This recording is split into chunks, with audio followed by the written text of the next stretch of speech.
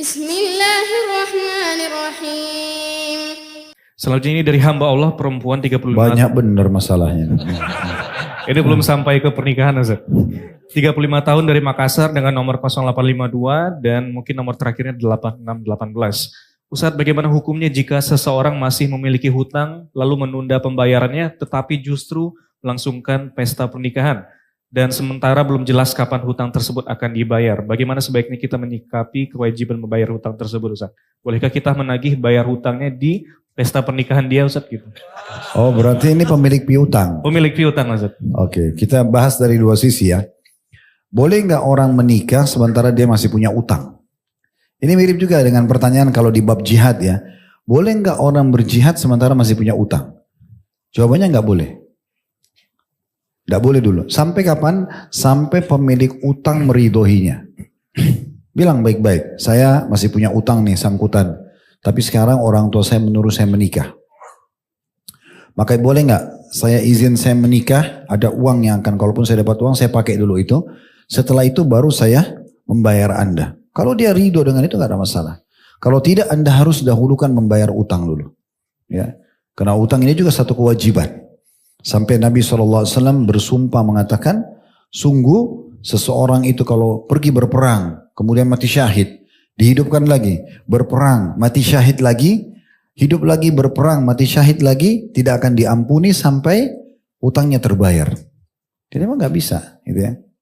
Di masa Nabi SAW, waktu Nabi SAW mau pergi ke perang Khaybar, ada seorang sahabat punya utang kalau tidak salah 10 dirham kepada seorang Yahudi. Yahudi ini orang kafir. Dan orang Yahudi ini karena tahu Muslim lagi mau bentuk pasukan pergi menyerang Khaybar, dan Khaybar adalah orang-orang Yahudi, dia bilang sama si Muslim itu, saya tidak mau kamu pergi jihad sampai kau bayar utangmu. Nah, ini penghalang. Maka orang itu pun melapor kepada Nabi SAW. Maka Nabi pun memberikan kepada dia untuk dibayar utangnya. Padahal bisa saja kan Nabi bilang, tidak apa-apa kamu jihad aja. Padahal sahabat ini sudah bilang sama orang Yahudi itu, Nabi sudah janjikan kami menang di Khaybar dan pasti ada harta rampasan perang, dan memang itu benar terjadi.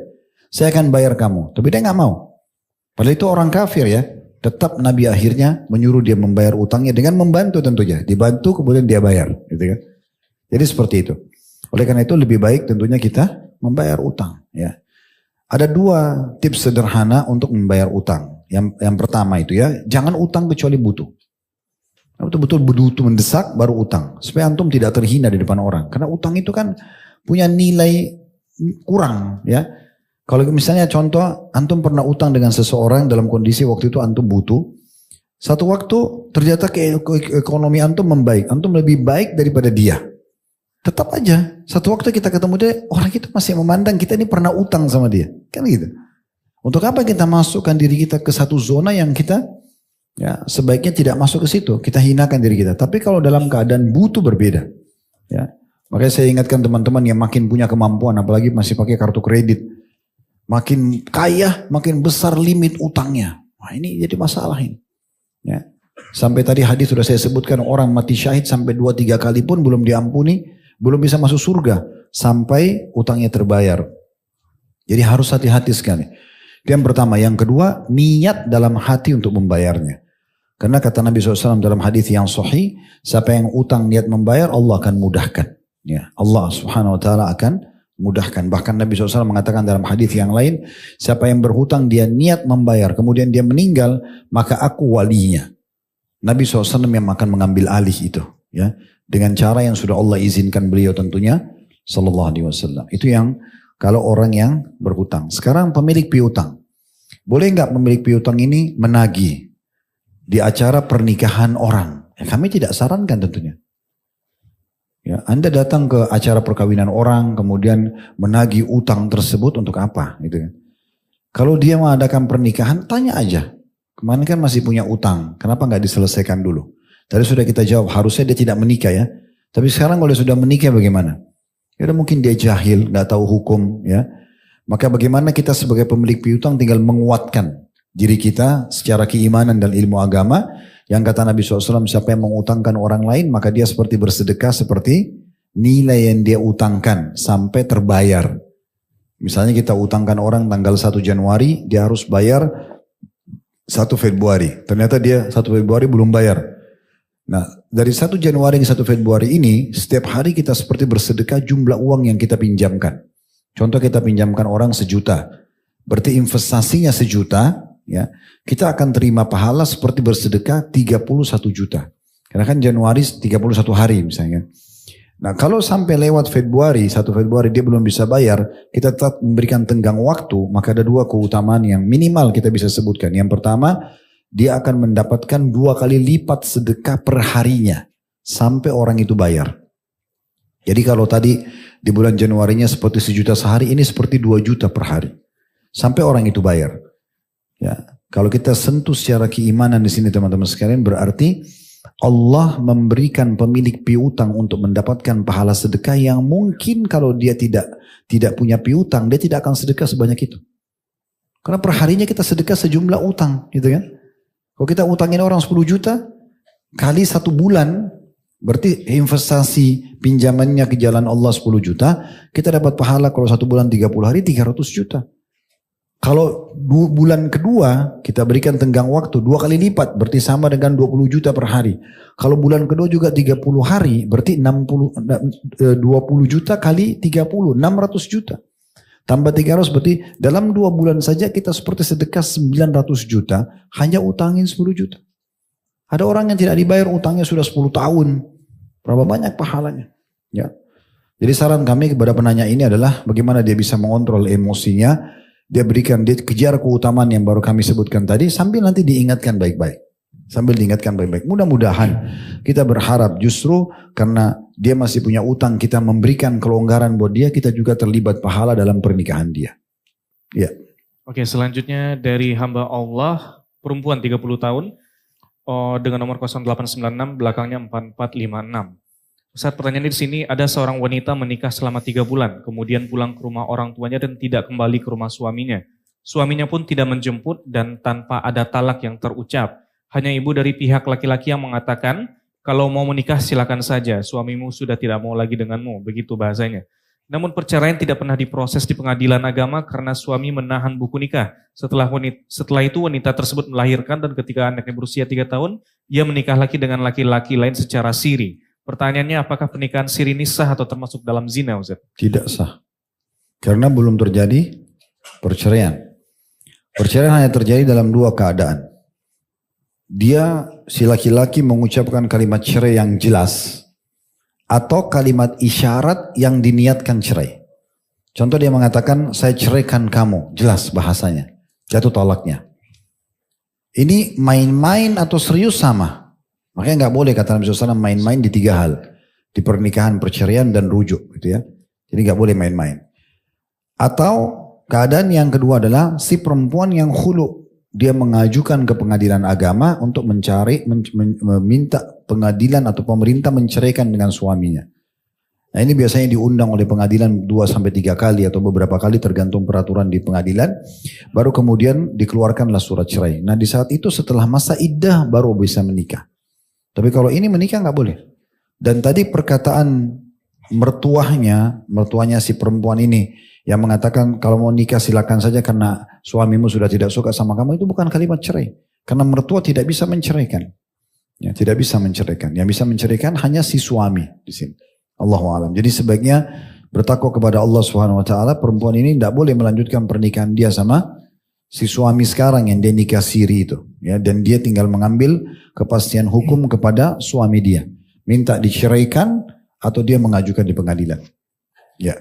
Oke, selanjutnya ini tentang... Ini juga perlu diketahui oleh ukht ini ya. Dia kalau dilihat ditelusuri secara peraturan pemerintah kita melanggar juga ini. Ya. Karena tidak mungkin wanita menikah ya sementara dia masih punya buku nikah. Itu bahaya, bisa kena hukum, peraturan hukum itu. Nggak boleh. Ya. Oke, Ustaz. Selanjutnya masih tentang perceraian, Ustaz. Jadi dalam data statistik itu kita menemukan, Ustaz, bahwa perceraian di tahun 2024 itu sangat meningkat. Dan datanya sendiri itu angkanya 394 ribu kurang lebih. 85 ribu diantaranya itu merupakan gugatan dari suami dan 300 ribu lebih itu gugatan dari istri, Ustaz. Jadi ini angkanya menarik karena kebanyakan istri yang menggugat, Ustaz. Jadi menurut antum kira-kira apa sih kiat-kiat agar kita tidak bercerai, Ustaz? Nikah itu bukan untuk cerai. Ya. nikah itu sekali kita menikah, kita niatnya bersama-sama di dunia dan bersama-sama di akhirat. Jadi jangan pernah niat terlintas dalam pikiran, saya mau coba-coba dulu. Kalau cocok ya saya lanjutin, kalau tidak ya enggak. Niatnya dari awal begitu. Jadi yang muncul adalah selalu mencari kira-kira apa nih pemicu perceraian. Sedikit ada masalah langsung jadikan pemicu untuk perceraian. Jadi bukan begitu teman-teman. Kita menikah untuk meraih kebahagiaan karena itu nikah kan sunnah, ibadah. Kata Nabi SAW, nikahu sunnati faman ragiba an sunnati falaysa minni. Nikah adalah sunnahku, siapa yang menolak sunnahku bukan dari golonganku, gitu kan? Jadi jangan pikirannya kepada hal-hal yang negatif. Ya, Allahu a'lam. Ya. Oke, selanjutnya ini tentang ijab kabul anak angkat yang didasarkan kepada ayah angkat. Pertanyaannya di sini dari hamba Allah, 29 tahun perempuan dari Pontianak, nomor belakangnya 5966. Pertanyaannya, Ustadz, sejak Maret 2024 saya baru mengetahui bahwa saya adalah anak angkat.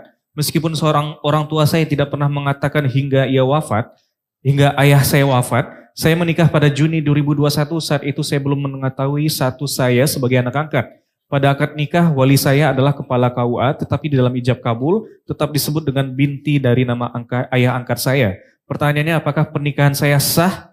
Dan saya sangat khawatir jika pernikahan saya tidak sah, sehingga hubungan saya dengan suami dianggap zina dan anak-anak saya menjadi tidak jelas nasabnya. Mohon pencerahannya, Ustaz. Sekarang kita harus lihat dulu yang KUA, wali dari KUA yang menikahkan dia ini itu mengambil alih pernikahan ini karena tahu ya, status sebenarnya dia adalah anak angkat atau ayah angkatnya dia yang mewakilkan kepada wali hakim pemerintah dan dia betul-betul memposisikan diri sebagai ayahnya. Ini butuh dirincikan. Kalau misalnya kan ada sebagian orang, ada sebagian ayah, bapak angkat ya, bicara sama saya, Ustaz, saya ini sebenarnya ayah angkat, cuma saya nggak enak mau bilang sama anak saya gimana. Kalau saya jadi wali, saya nggak bisa jadi walinya, gitu kan? Lalu kami kasih solusinya, ya disampaikan kalau sudah dewasa anak itu. Dan pengalihannya kepada KUA. Konsultasi sama pihak pemerintah kita itu sudah ada regulasinya, ada peraturannya gitu ya. Jadi nanti KUA akan menyampaikan seperti apa. Kalau memang dia mengaku bilang saya ayah angkat, tolong nikahkan anak angkat saya ini, misal seperti itu, ya sah saja. Tapi kalau dia mengatasnamakan ayahnya, dia tidak bilang dia ayah angkat, cuma dia tidak berani untuk mengucapkan atau mengatakan saya nikahkan kamu sama anak, karena takut gugup misalnya, KUA juga tidak tahu, KUA cuma menerima kewalihan, ini harus diulangi nikahnya. Ini Allahu a'lam harus diulangi pernikahannya. Ya. Oke, tips selanjutnya ini dari hamba Allah laki-laki Ustaz.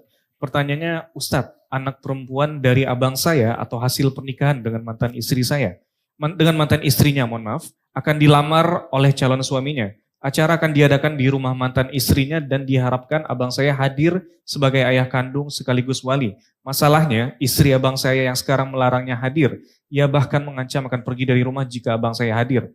Kecuali semua acara dikendalikan olehnya dan ia yang duduk di pelaminan. Karena abang saya takut terjadi konflik rumah tangga, ia cenderung mengalah. Lalu mantan istri ini mengusulkan agar saya saja menjadi wali jika abang saya tidak hadir. Pertanyaannya, sejauh apa tanggung jawab abang saya sebagai ayah kandung yang masih hidup dalam pernikahan anaknya ini? Bagaimana solusi terbaik agar pernikahan tetap sah tanpa menimbulkan konflik rumah tangga? Ini butuh rincian. Kalau seandainya, ini kan kasusnya suami istri cerai, punya anak, yang si suami ini nikah lagi sama perempuan lain, begitu ya? Ya. Tadi dia punya istri yang lain. Sekarang anaknya dia dari mantan istrinya yang pertama ini mau menikah, perempuan. Dia jadi walinya. Sekarang dia diminta hadir dalam pernikahan tersebut. Istri dia yang sekarang tidak setuju. Karena cemburu nih. Ngelihat. Kalau saya tangkap tadi ini karena kecemburuan gitu ya. Nanti kalau dia hadir, dia ketemu sama mantan istrinya bagaimana? Kecuali si istri ini yang mengontrolnya. Mengontrol acaranya. Nah ini masalahnya sekarang. Kalau saya rincikan gitu ya. Kalau seandainya tadi keputusan dari si ayah wanita ini supaya tidak konflik sama istrinya yang sekarang gitu kan, dia menyuruh dan dia mewakilkan perwalihan kepada adiknya atau kakaknya, itu boleh-boleh saja, tidak masalah, secara hukum boleh, karena dia wali sah, dia mewakilkan kewalihan tersebut, itu boleh, walaupun kita tidak ada uzur, kita boleh ngalihkan kepada orang lain, apalagi kalau ada uzur gitu ya. Tapi ini butuh dirincikan. Sekarang kalau seandainya hadirnya dia sebenarnya ke acara pernikahan anak perempuan dan jadi wali, itu sebenarnya tidak ada mudarat. Maksudnya laki-laki sama perempuan dipisah, dia pun tidak ketemu sama mantan istrinya, dia murni datang mengakad nikahkan, kemudian dia menggembirakan anak perempuannya bahwasanya ayahnya hadir, maka dia hadir saja. Dan tidak perlu dia ikuti peraturan istrinya, gitu kan? Tapi kalau memang ternyata di situ ada mudarat, dia lihat misalnya nanti dia akan disandingkan dengan mantan istrinya di pelaminan, nanti akan ada banyak pelanggaran-pelanggaran agama, ya wajar saja. Kalau dia tidak hadir itu boleh, ya. Dikhawatirkan nanti malah konflik terjadi dari istrinya gitu ya. Tapi di sini tidak usah ada istri ini ikut campur, dia yang mau mengatur pernikahan orang itu nggak mungkin, ya. Seperti itu Allah a'lam. Ya. Oke, selanjutnya dari hamba Allah, perempuan 42 tahun dari Jakarta, karyawan, dengan nomor belakang 0060. Pertanyaannya, Assalamualaikum Ustadz, bagaimana jika suami melakukan poligami dengan menikahi selingkuhannya, tetapi menutupi pernikahan tersebut dari istrinya Ustadz? Apakah perilaku ini sesuai dengan hukum poligami dalam Islam Ustadz? Boleh nggak seorang suami menikah tanpa izin sama istrinya? Boleh. Secara hukum ya, boleh. Tetapi ini tidak kami rekomendasikan, walaupun boleh. Beberapa ikhwah di pengajian pernah bertanya begitu, Ustaz, kan dalam hukum poligami kita nggak perlu izin istri. Saya bilang benar. Kalau gitu saya nikah aja diam-diam. Udah, habis itu nanti saya jalan di rumah tangga saya. Saya bilang boleh. Tetapi